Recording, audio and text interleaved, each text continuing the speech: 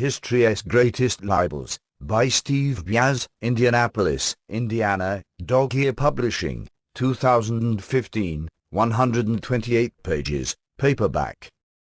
There was a time when students could feel reasonably assured that, when taking a class in history or reading a history text, they would be presented with accurate accounts of various events and of the lives of historical figures. Today, however, in many colleges and universities, that is no longer the case. Instead, those who teach these classes often use their positions to try to promote leftist ideology and, as part of that process, to sully the memory of historical figures whom the left regards as enemies or who represent a point of view inimical to leftism. In so doing, they poison young minds with a warped pseudo-history. An identical technique is almost universally employed by the mass media for precisely the same purpose, to distort the historical record and thereby propagate a worldview that by its very nature must rely on lies to achieve its ends. The result is that certain falsifications of history become deeply etched in the public mind, skewing the perception of the past and, consequently, skewing the public's political outlook. In this superb volume, Professor Byas considers a number of these fabrications, explaining why they are false and correcting the record. Lying about leaders. The first such libel is that the father of our country, George Washington, was a deist and not a Christian. Second, he examines whether it is true that Thomas Jefferson engendered a child by his slave. Next is whether President Polk led our country to war against Mexico in order to seize Texas. Fourth is that Warren Harding was our worst president. Fifth are the massive distortions widely believed about the famous 1925 Scopes trial, often called the Scopes monkey trial, in which a Tennessee law that forbade the teaching of evolution in public schools as an established fact, as opposed to a mere theory, was challenged. Sixth on the professor's list is that Senator Joseph McCarthy made a career of smearing innocent people. Seventh discusses the controversy that swirled about the confirmation hearing of Clarence Thomas. Eighth considers the politically correct view of Christopher Columbus, which describes the great explorer as a genocidal maniac. Ninth examines the role of Queen Marie Antoinette in igniting the French Revolution. 10th presents the facts with regard to the allegations that Adolf Hitler was a champion of Christianity. And, finally, the last chapter discusses the author's views regarding the creation of the modern State of Israel. Let us investigate three of these questions. The popular media has repeatedly promoted the story that DNA testing done in 1998 proves conclusively that Thomas Jefferson fathered a child by his slave, Sally Hemings. In fact, the actual published conclusion drawn from the DNA testing is that one of the sons of the slave Sally Hemings was fathered by a Jefferson male. There were, of course, other male members of the Jefferson family alive at that time besides Thomas Jefferson, many living relatively close to the Jefferson estate, at least one of whom was much more likely to have fathered the child, as the author shows. So there is really no evidence proving the culpability of Thomas Jefferson in this matter. Yet the media ignores the actual findings of the DNA testing for no other reason than to damage the good name of the author of the Declaration of Independence and our third president. Why would they do that? By damaging or destroying the good names of the genuine heroes of American liberty and independence, they hope to enhance, by way of comparison, the sleazy reputations of their own modern bogus heroes. It is highly probable that left liberals have expended more venom, more unmitigated hatred, against the late Senator Joseph McCarthy than against any other American. And amazingly, although the senator from Wisconsin died almost 60 years ago, the hatred has never abated. As the author writes, the mass media portray the early 1950s, what they call the McCarthy era, as years in which all, or most, Americans trembled in fear of McCarthyism, that is, of being accused of communist sympathies or of actual membership in the Communist Party. The truth is that during that period very few Americans were fearful of Senator McCarthy.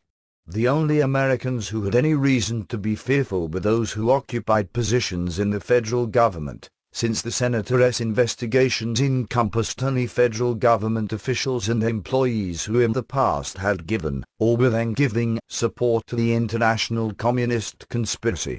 Let us remember that these American communists and communist sympathizers were not benign social reformers, but were proponents and obedient servants of the regime of Soviet dictator Joseph Stalin, one of the greatest mass murderers in the history of the world. In other words, they favored consigning all Americans to the tender mercies of a man who had already killed tens of millions of people. Moreover, having infiltrated the government of the United States, especially during the Roosevelt and Truman administrations, they were prepared to lie, cheat, steal, sabotage, spy, subvert, or do whatever else their superiors in the Communist Party asked them to do in order to advance the cause of the USSR in the world. Those are the sorts of traitors Senator McCarthy sought to expose and to root out of positions of power and influence in our government. Sadly, the senator, while successful to a degree, nevertheless failed in his mission to rid our government of enemy agents, in part because he was stabbed in the back, so to speak, by men pretending to be conservatives but who were actually weak-kneed compromisers, and also because he underestimated the tremendous power of crypto-communists and fellow travelers in other segments of American society. Senator McCarthy did not smear innocent people. Dreadful discovery. Let us examine one additional chapter in Professor Byas' book. In history classes in many of our universities, it is an official dogma that Christopher Columbus not only did nothing good for the indigenous peoples of the Americas, but did incalculable harm to them. The politically correct view of the man is that he was a racist killer, who enslaved Indians, started the African slave trade, and even used captured Indians as dog food. Contrast that jaundiced view with that of our ancestors only a little over a century ago. In 1893, Chicago hosted the World's Columbian Exposition, a huge World's fair held in honor of Columbus on the occasion of the 400th anniversary of his discovery of the New World.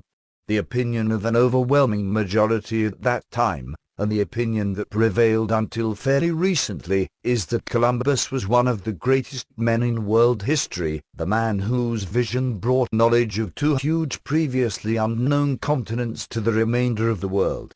Clearly, it took courage and tenacity to sail off into the unknown, to resist the angry demands of a superstitious crew, and to push forward week after week across an apparently endless sea. Was Columbus a racist? First, let us note that the terms racist and racism have no objective meaning, like the term enemy of the people, and so are frequently thrown around to defame anyone the left dislikes. Columbus did not hate the native people he found in the New World, but felt great affection for them, wishing only the best for them. The translator of Columbus' log, Robert Fusson, noted that Columbus expressed nothing but love and admiration for the Indians. And, obviously, the great explorer had nothing to do with the slave trade, which did not even begin until many years after his death. But if such allegations are untrue, why does the left demonize Columbus?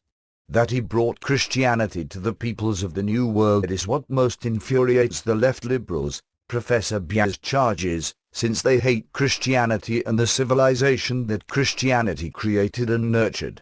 They hate Christianity because, in its genuine forms, it is an almost invincible barrier against the objectives of the left. Hence, for his piety and his missionary zeal to advance his faith, Columbus is portrayed as one of the most evil men of history. Many of our readers will disagree with the author's chapter concerning the modern state of Israel. That is indeed a complex issue and one that is the cause of endless strife and controversy. The author's presentation reflects one point of view of that controversy, but there are other views that are at least as legitimate and as worthy of a hearing. Apart from that chapter, I highly recommend this book. It is a valuable resource for young people, especially those subjected to public school brainwashing and the practice known as dumbing down, which extinguishes the ability in our young to think critically and independently. Left liberalism can only prosper through ignorance. Its basic premises and the whole of its ideology are nothing more than a huge tangle of lies. Deception is its byword, chicanery its chief method. Exposed to the light of truth, as happens with Professor Byas' history's greatest libels, it withers and dies. By supporting books like this, we help to brighten that light.